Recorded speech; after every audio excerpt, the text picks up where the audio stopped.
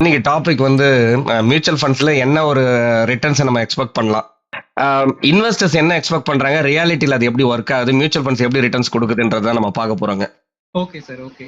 அதுல வந்து மெயினா இண்டெக்ஸ் வந்து பாத்தீங்கன்னா 12% 13% கொடுக்குதுன்னு சொல்றாங்க இல்லைங்களா? ஆமா. அப்ப அது ஒரு 12% கொடுக்குற மாதிரி இருந்தா கூட அது ரியல் சினாரியோல எப்படி ஒர்க் ஆகுதுன்றதை பார்க்க போறோம். இந்த ஃபர்ஸ்ட் ஸ்லைட்ல பாருங்க, ஒரு 5 வருஷத்துக்கு ஓகே சார். இண்டெக்ஸ் ஃபண்டோட ரிட்டர்ன்ஸ் 12%னா இன்வெஸ்டர் எக்ஸ்பெக்ட் பண்றது என்னன்னா வருஷம் 12% கொடுக்குற மாதிரிங்க. ஒருத்தர் 1000 ரூபாய் இன்வெஸ்ட்மெண்ட் பண்றாருன்னா அது வந்து 1120 ரூபாவோ க்ரோ ஆகுங்க. அதுக்கு அடுத்தது 1254 ரூபா, இந்த மாதிரி வருஷம் 12%. ஏன்னா நம்மளோட இன்வெஸ்டர்ல ஜென்ரலா கான்செப்ட் வந்து பாத்தீங்கன்னா பிக்சட் டெபாசிட் கான்செப்ட் தான் மைண்ட்ல இருக்குங்க. கண்டிப்பா சார். அப்ப பிக்சடா உங்களுக்கு ஒரு இன்ட்ரெஸ்ட் வருது இல்லைங்களா? சோ அந்த மாதிரி தான் இதுல ரியாலிட்டியில ஒர்க் ஆகும்னு நினைச்சிருப்பாங்க. Okay sir. ஓகேங்களா? ஆனா ஆக்சுவல் ஃபேக்ட் பாத்தீங்கன்னா அடுத்த பேஜ்ல பாத்தீங்கன்னா தெரியும். ஃபர்ஸ்ட் இயர் வந்து 1000 ரூபா வந்து 1080 ரூபா க்ரோ ஆயிருக்கு இல்லைங்களா? அப்ப 8% ரிட்டர்ன் கொடுத்துருக்கு, பாசிட்டிவ்ல இருக்கு. Okay sir. ஓகேங்களா? அதுக்கு அடுத்த வருஷமே அது வந்து 929 ருபீஸா குறைஞ்சு நெகட்டிவ் 14% பார்க்கும்போது அப்போ ஒரு பேனிக் சிச்சுவேஷனுக்கு வந்துருவாங்க. கண்டிப்பா சார். அப்போ அவங்களுக்கு என்ன ஃபீலிங் வரும், இதுனா எஃப்டி மாதிரி இல்லையே, நம்ம ஃபண்ட் சூஸ் பண்ணது தப்பான ஃபண்டா ஓகே அப்படின்ட்டு வேற ஒரு நல்ல ஃபண்டை சேஸ் பண்ணி போறதுக்கான வாய்ப்புகள் இருக்குங்க. Okay sir.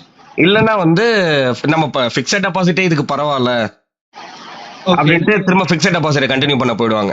ஓகே. வித்ட்ரா பண்ணிட்டு அங்கேயே போய் கண்டினியூ பண்ண ஆரம்பிச்சிருவாங்க அடுத்த வருஷத்துல இருந்துங்க. ஓகேங்களா? ஏன்னா இது வந்து ஆம்ஃபிலேயே வந்து ஒரு டேட்டா வந்ததுங்க. அதுவும் டைரக்டா நிறைய பண்ற இன்வெஸ்டர்ஸ், அதுவும் பிகினர் இன்வெஸ்டர்ஸா இருக்காங்க இல்லைங்களா? 2-3 இயர்ஸ்க்கு மேல மேக்ஸிமம் கண்டினியூ பண்றது இல்லைங்க. அதாவது எப்ப அவங்க வாலட்டிலிட்டியை பாக்குறாங்களோ அப்ப நிறைய ரிடம்ஷனும் பாக்குறாங்க அவங்களோட டேட்டா படிங்க. ஓகே, புரியுது சார். ஓகே. சோ இந்த ரியாலிட்டியில வந்து எப்படி அந்த 12%, அதாவது நம்ம வந்து மியூச்சுவல் ஃபண்ட்ல வந்து CAGRன்னு சொல்லுவோம் இல்லைங்களா? காம்பவுண்டட் ஆனுவல் growth ரேட்டுங்க. ஆமா. ஃபர்ஸ்ட் இயர் பாருங்க 1080 ருபீஸ் கொடுத்துருக்கு, அப்போ 8% ரிட்டர்ன் இல்லைங்களா? செகண்ட்ல வந்து நெகட்டிவ் 14% கொடுத்து 929 ஆகும்போது அவங்க வந்து ஸ்டே இன்வெஸ்டடா இருந்தாங்கன்னா, ஓகே. மூணாவது வருஷம் பாருங்க 1375 வளர்ந்துருக்கும். ஓகே. ஓகே. அப்போ வந்து 48% ஒரு வருஷத்துல கிடைக்கிறதுக்கான வாய்ப்புகளும் இருக்குதுங்க. ஓகே. ஓகேங்களா? அதுக்கு அடுத்த வருஷமே பாருங்க ஒரு திரும்ப அகைன் நெகட்டிவ் 3% போகுது. கண்டிப்பா.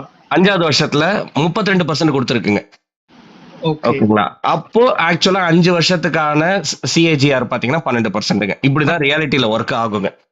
Okay sir. அதாவது இப்போ நீங்க 1000 ரூபீஸ் போட்டு காட்டுனாலே இந்த எமோஷனல்ல வந்து இருக்கு. இதே 1 lakh 10 lakh இருந்தா இன்னும் ஜாஸ்தி டிஸ்டர்பன்ஸ் இருக்கும். கரெக்டா சொன்னீங்க. ஓகே. ஓகேங்களா? சோ அதனால இந்த ஒரு அண்டர்ஸ்டாண்டிங் இருந்துச்சுன்னா அந்த பேனிக், வித்ட்ராவல், ரிடம்ஷன் இந்த மாதிரிலாம் கொடுக்க மாட்டாங்க இல்லைங்களா? அவங்களுக்கு ஒரு அண்டர்ஸ்டாண்டிங் இருக்கும். கண்டிப்பா சார். ஆமா. அதுக்கு அடுத்ததுல தான் அந்த டேட்டா ஷேர் பண்றேன் நானு. அப்போ ஒரு வேலை எமோஷனலா அவங்க வந்து டிசிஷன் எடுத்து ரிடம்ஷன் கொடுத்துட்டுங்க, ஓகே. அவங்க வந்து ஒரு அதர் அசெட், அதாவது ஃபிக்ஸட் டெபாசிட்லயே திரும்ப கண்டினியூ பண்ணிருக்காங்கன்னு வச்சுப்போமே. அப்போ ஆக்சுவலா அவங்க அச்சீவ் பண்ணது 5 வருஷத்துல பாத்தீங்கன்னா 3% தாங்க. ஓகே. ஓவராலா 5 இயர்ஸ்ல. ஆமா. சோ இத நம்ம வந்து இந்த ஒரு புரிதல் இருந்துச்சுன்னா இந்த ஒரு மிஸ்டேக் நம்ம கரெக்ட் பண்ணிக்கலாம். கண்டிப்பா சார். அதுக்கு அடுத்த ஸ்லைட்ல பாருங்க, ஒரு ஹைபிரிட் கேட்டகரி ஃபண்டை பத்தி பேசுவோம் இல்லைங்களா? ஆமா சார். நேத்து. ஆமா. அது வந்து நார்மலா சிஸ்டமேட்டிக் வித்ட்ராவல் பிளான் பண்ணோம்னா கம்ப்ளீட்டா ஒரு இண்டெக்ஸ் ஃபண்ட்ல இருந்து கூட நம்ம சிஸ்டமேட்டிக் வித்ட்ராவல் பிளான் பண்ணாதீங்க அப்படின்னு நம்ம சொல்லுவோம். கண்டிப்பா சார். ஆமா. ஓகேங்களா? அதே மாதிரி கன்சர்வேட்டிவா இருக்கிறவங்க, ஃபிக்ஸட் டெபாசிட்டை மட்டுமே நம்பி இருக்கவங்களுக்கு மியூச்சுவல் ஃபண்ட்ஸ்ல வந்து பாண்ட் மார்க்கெட்னு ஒன்னு இருக்கு. ஓகே. ஓகேங்களா? அது வந்து டெட் மியூச்சுவல் ஃபண்ட்ஸ்னு சொல்லுவோம் அப்படின்ற மாதிரி நம்ம கான்செப்டும் சொன்னோம். ஆமா சார். இதெல்லாம் நம்ம எக்ஸ்பிளைன் பண்ற மாதிரி இது வந்து ஆக்சுவல் டேட்டாங்க. 2011ல இருந்து 2023க்கான டேட்டாங்க. அதாவது ஈக்விட்டி மார்க்கெட் வந்து S&P BSE சென்செக்ஸோட ரிட்டர்ன்ஸ் எடுத்தாச்சுங்க. Okay sir. டெட், அதாவது பாண்ட் மார்க்கெட்டுக்கு வந்து 10 இயர் G-Sec ஈல்டுங்க. அதாவது கவர்மெண்ட் செக்யூரிட்டிஸ் இருக்கு இல்லைங்களா? அதுல கவர்மெண்டோட பாண்ட்னா நமக்கு தெரியும், கேரண்டியா நமக்கு வந்து ரிட்டர்ன் அதுல இருந்து கொடுத்துருவாங்க இல்லைங்களா? ஆமா. அதனால அதை நம்ம வந்து பாண்ட் மார்க்கெட்டுக்கு அதை கன்சிடர் பண்ணியாச்சுங்க. ஓகே. அப்போ 2011 டேட்டால பாருங்க ஈக்விட்டி வந்து நெகட்டிவ் 24% கொடுத்துருக்குங்க. ஓகே. ஓகேங்களா? இது பாண்ட் மார்க்கெட் பாருங்க உங்களுக்கு 18% கொடுத்துருக்கு டெட் ஃபண்ட்ஸ்.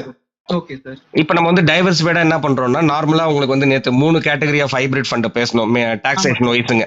அப்போ வந்து அந்த இன்வெஸ்டர் வந்து அவங்களுக்கு எந்த ப்ரொஃபைல் சூஸ் ஆகுதுங்களோ, அதாவது அவர் வந்து 30% டாக்ஸ் பிராக்கெட்ல இருக்கிறாரு, அவர் ஆல்ரெடி ஹையர் இன்கம் ஸ்லாப்ல இருக்காருன்னா அவர் 65% மினிமம் இருக்கிற ஈக்விட்டி ஸ்கீம் மாதிரி அக்ரெசிவ் ஹைபிரிட் ஸ்கீம் மாதிரி சூஸ் பண்ணிட்டோம்னா டாக்ஸ் எஃபிஷியன்ட்டுங்க.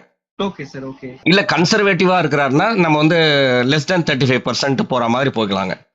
இண்டெக்ஸேஷன் பெனிஃபிட் வேணும் போது இந்த ரெண்டும் மிக்ஸா இருக்கிற மாதிரி இதெல்லாம் எப்படி புரிஞ்சுக்கலாம் அப்படின்னு கேட்டீங்கன்னா, நீங்க எந்த ஹைபிரிட் ஃபண்ட் எந்த ஃபண்ட் ஹவுஸ்ல நம்ம சூஸ் பண்றோமோ அந்த பர்டிகுலர் ஸ்கீமுங்க ஃபேக்ட் ஷீட் வாங்கிட்டுங்க அதுல இருக்கிற ஸ்கீம் இன்ஃபர்மேஷன் எஸ்ஐடி டாக்குமெண்ட்டை படிச்சு பார்த்தோம்னா அதுல என்ன டாக்ஸேஷன் அப்ளிகபிள்னு தெரியுங்க. அதுல வந்து ஈக்விட்டி போர்ஷன் எந்த பர்சன்டேஜ்ல இருக்கோ அதுக்கான டாக்ஸேஷன் அப்ளிகபிள்ங்க. இதுல அண்டர்ஸ்டாண்டிங் இப்போ நம்ம வந்து 100% ஈக்விட்டி அதாவது பிஎஸ்சி சென்செக்ஸோட டேட்டா எடுத்தாச்சுங்க.